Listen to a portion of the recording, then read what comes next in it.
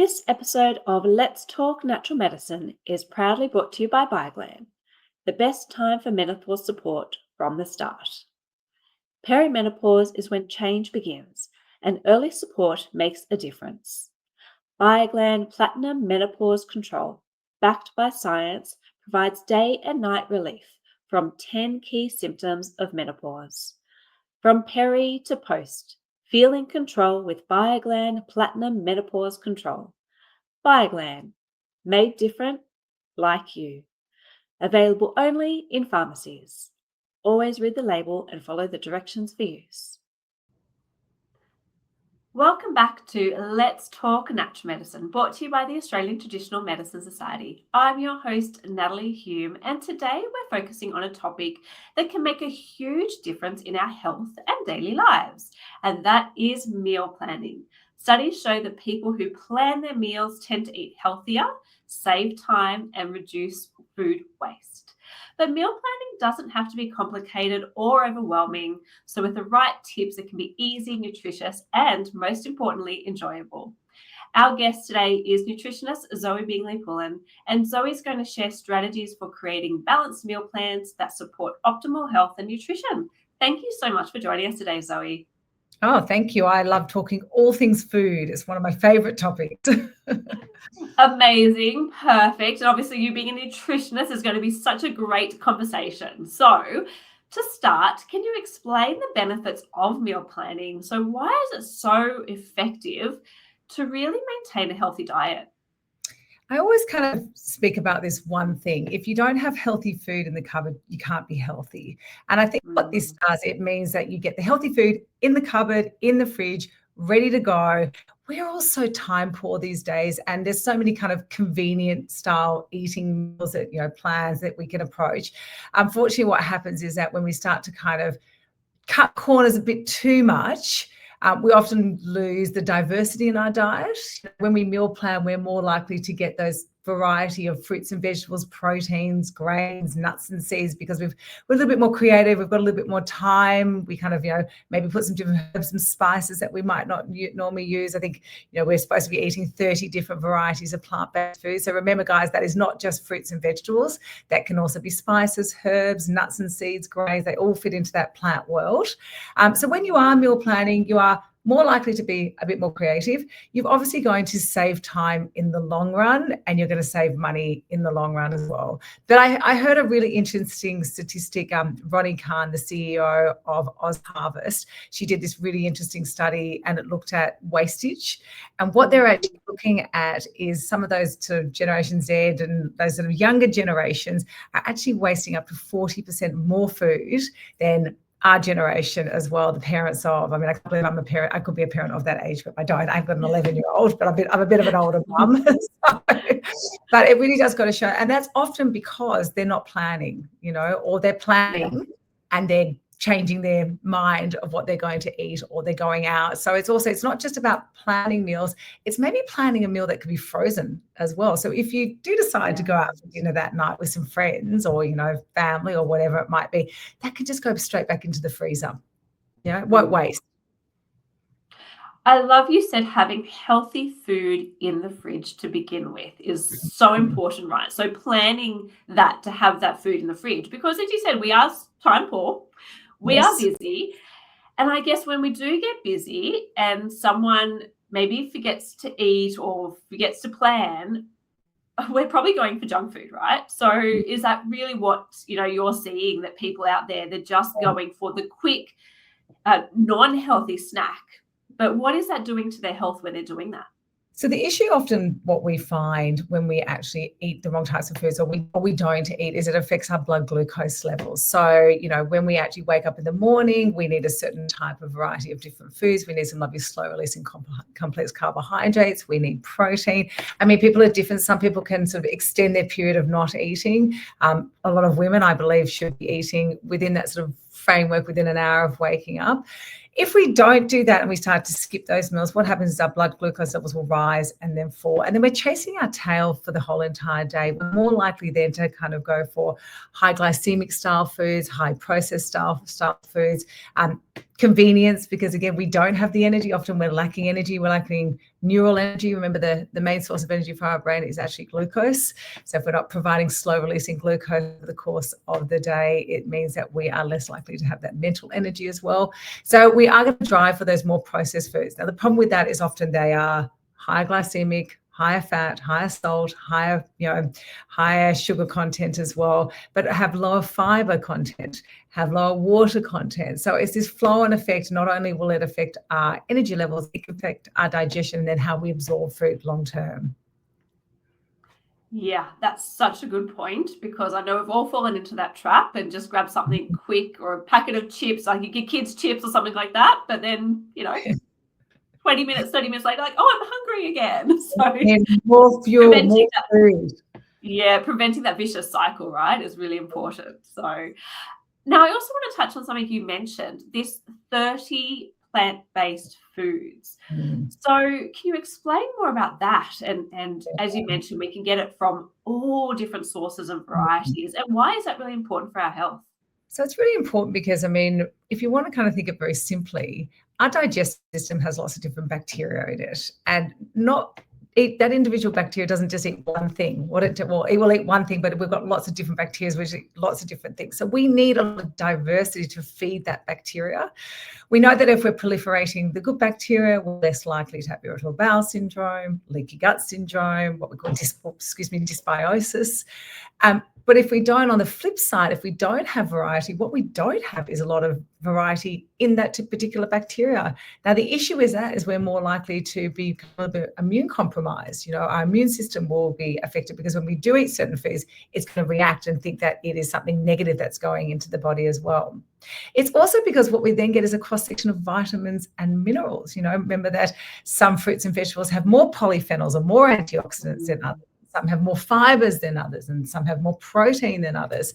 I think what I get quite excited about, being that I'm a foodie and I'm a trained chef and written cookbooks and had a TV show and, all that type of stuff, is that when we start to kind of think about, plant-based foods maybe as something that can do everything, because remember that legumes and pulses and nuts and seeds, they've got protein in them and some really amazing sources of protein. Unless you're exclusively vegetarian or vegan, you pretty much will be getting your essential amino acids throughout the day. Our animal protein tends to have them, but some of the vegetarian proteins, like some quinoa, mung beans, azuki beans, they're pretty close to having almost complete protein. So again, we can actually make sure we're getting those types of foods, but it ticks the box. We're getting our fiber, our B vitamins, our protein, our complex carbohydrates, just by adding some of these foods into our diet as well. It's also just such a great source of fats as well. We've got, these beautiful monounsaturated fats. They're in things like avocado, nuts and seeds, chia seeds, hemp seeds. They can be easily added into the diet. When Emily wants a Vegemite sandwich, sorry, Emily, I put things like hemp seeds in it, because what that's doing is basically getting a great source of fiber and protein into her diet, and good fats as well. She's going to for longer. It's just about how to kind of add a little bit of extra value, a bit of hacks into some of those more sort of, I don't want to say indulgent foods. I'm not sure Vegemite sandwich is an indulgent food. It's an Australian, it's right to have a Vegemite sandwich, all right? We're not yes. That. But again, it's how we kind of add more value into some really sort of simple foods as well. The other thing is, we've sometimes eat the rainbow. Eat the rainbow. We want to make sure that we have color, vibrancy. For example, things like tomatoes. When you cook tomatoes slightly, you increase the lycopene content, which is a very amazing antioxidant, great for prostate health as well. Things like your sulfogenic foods. So these are things like beetroot and carrot and asparagus. They are incredibly useful when it comes to what we call phase 1 of detoxification. They actually help to support the enzyme that helps to rid all the garbage out of your detox system, your lymphatic system, your liver components as well.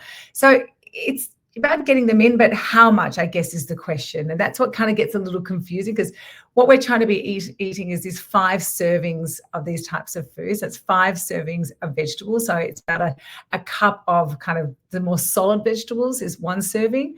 So half a cup of more solid vegetables, like your carrots and eggplant and avocado, that's a fruit.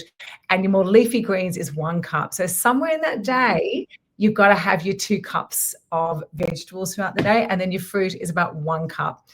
I find the easiest thing to do, I'm a big fan of juicing. I do a cold pressed juice. I'm pretty time poor, so I don't make it every day. What I do is I make it for 3 days, and I put it into a glass jar and I stick it at the back of my fridge so it doesn't get exposed to oxygen and light. Mm-hmm. But I find that I have that first in the morning with a probiotic. It just kind of kicks my digestive system into a really good movement. No details required.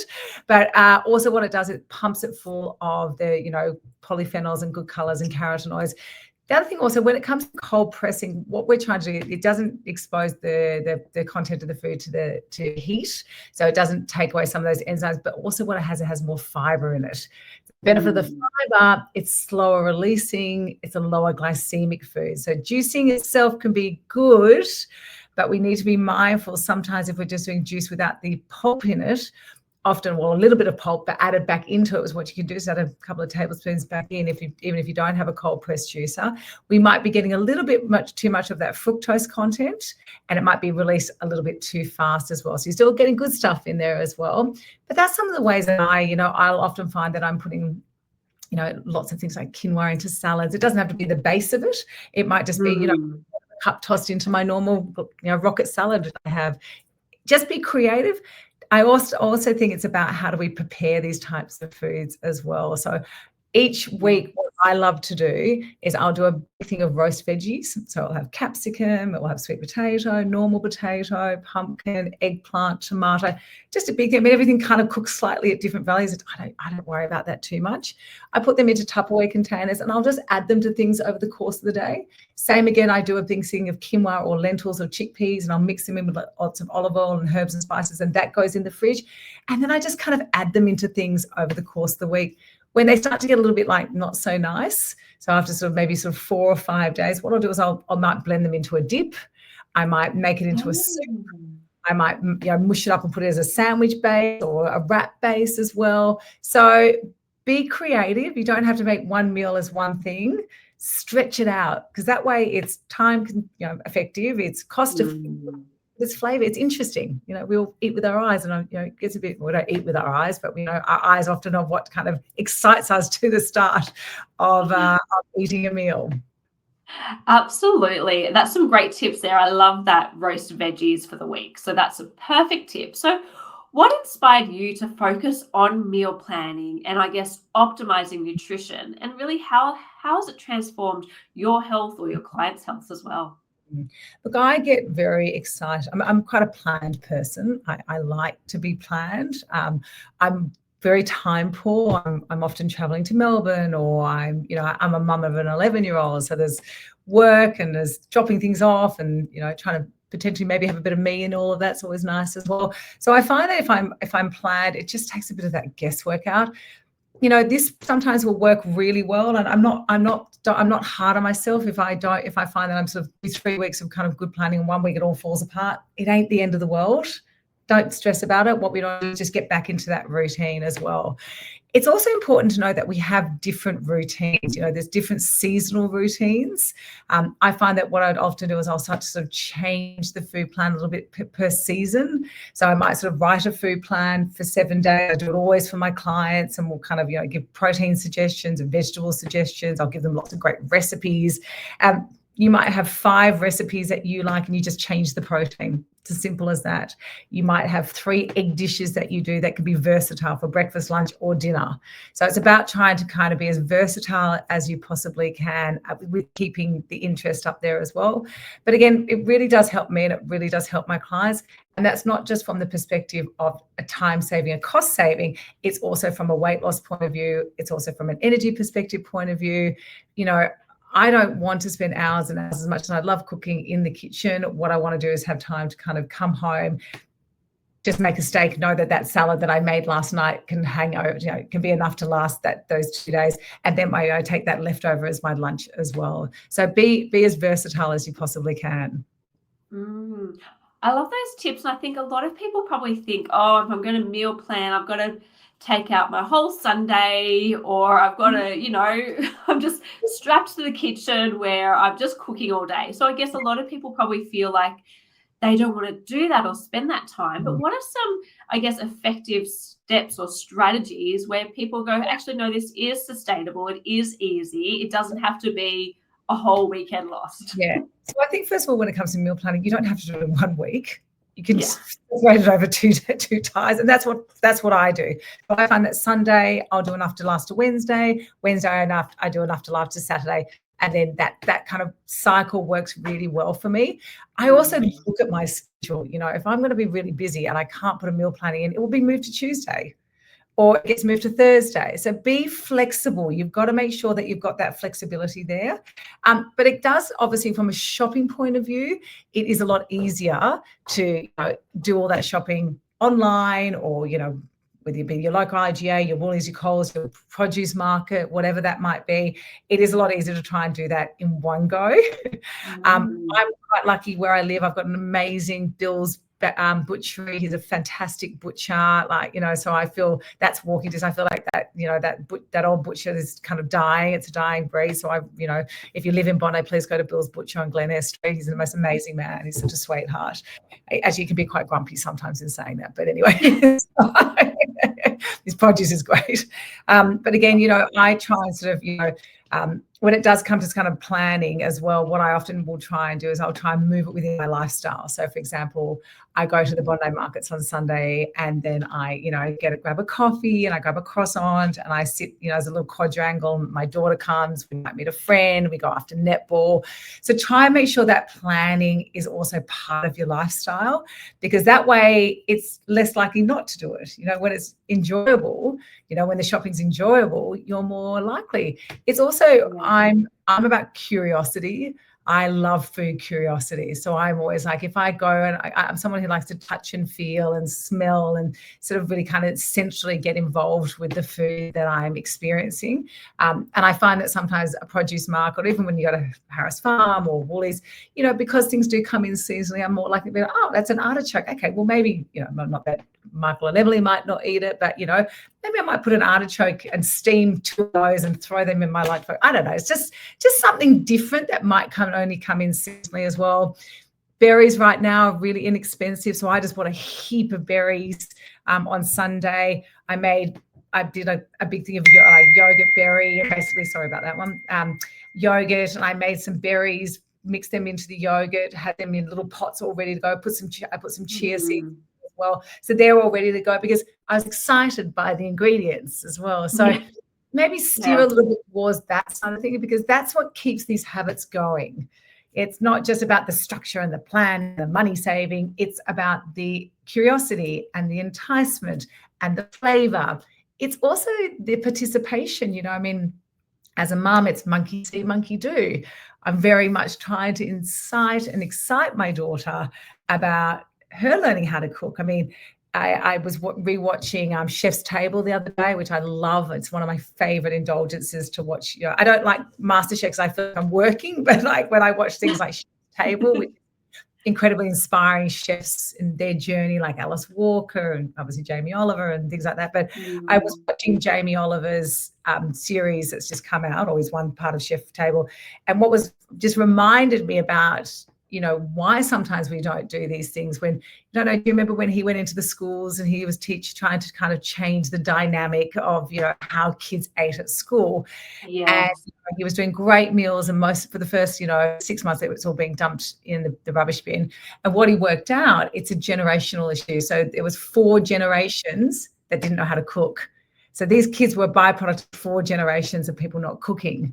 So it's really kind of an interesting take-home point that once he taught the kids how to cook and gave them some insight on, ingredients, shopping, smelling, texture, that started to affect parents, and it kind of went back up the scale a little bit as well. And that curiosity, but what they gave them the tools then to learn how to cook. And even if it's just some, basic stuff, we don't need a lot of cordon bleu. I'm cordon bleu trained, but, I put on 10 kilos when I was at the cordon bleu.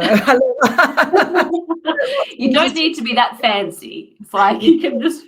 That's healthy, it really, where I kind of got really into my health My mum was very amazing. She had chronic eczema and chronic asthma as a child, so she was very on the front foot with gluten-free and dairy-free and looking at things. But it wasn't really till I moved to the south of France and I learned about produce and the markets and, unhybridized grains and eating as clean and as purely as I possibly can. But then you can still have your cheese and your wine and your this and your that, because the produce that you're eating is so full of nutrients. It's so full of the good stuff. And often we think that, when we're adding fresh produce into our diet, it's going to be more expensive. Well, actually, if you actually look at the long-term effect, you're going to be healthier. You're going to have more energy. You're not going to buy this third cup of coffee. You're not going to you're not going to come home stressed and want to drink the whole bottle of wine. You might have a glass of wine. So those costs, they all even out in the end. Absolutely, those health benefits. And I love how you said get the whole family involved, get the kids involved. Yeah. Doesn't just have to be one person in the kitchen. It can really be everybody. And then they're learning and they're also probably trying. Maybe a child doesn't eat capsicum, but they're trying to chop up capsicum. They're tasting it. They're seeing it. So I love that. It was quite interesting. I did the nutrition for a daycare called Only About Children. And it was always really fascinating. My daughter was there at the time as well. She was always a good eater, but we constantly had parents say, Billy's coming home and he's telling me he's eating lentil bolognese. He won't eat that at home, simply because, the other kids were eating it. We would literally give them pasta and then they had to put their own sauce onto it, and we'd give them some, carrots. They had to chop the carrots up. They had to put it in. Like, they were participating in the process. So it wasn't that they were even thinking about the eating. They were just thinking about the process. And often what happens, we get stuck on this, like, well, what is it going to taste like in the end? Like, what's it like? Rather than thinking, okay, well, that's just got good nutrition. The other thing I think people need to take them, not every meal needs to be the most tastiest. Remember, guys, like, sometimes we just got to get good nutrition into our diet. It doesn't need to be, the most flavorful, thing that you've ever made. I mean, there are so many times where I am like really time poor and I'm grabbing a banana and a hard-boiled egg and that's my breakfast. Because, that is, that I know that I can get really good nutrition. I've got my protein, I've got some slow-releasing carbohydrates in there, and I'll grab a couple of almonds, and there's my good fat. So I've hit all those macros. I've got everything that I need in my diet. And it's then I've always got hard-boiled eggs in my fridge. They're always in there. I can easily, I think I posted something the other day. I did a little thing for Emily. It was like quinoa salad, some leftover broccoli, 2 hard-boiled eggs and a cucumber. And so it's ticking all the boxes. It's got everything good in there as well. So we really got to kind of, put the time in for those more sort of, indulgent meals. I don't know. Again, that's not the right word. The more layered meals, the meals that take a bit more time. Usually, a Thursday night meal or whatever that might be. But sometimes it's just got to be practical, good nutrition, good ingredients, and that will often just give you what the outcome's meant to be, which is a healthy body and a healthy mind. Yep. I love that.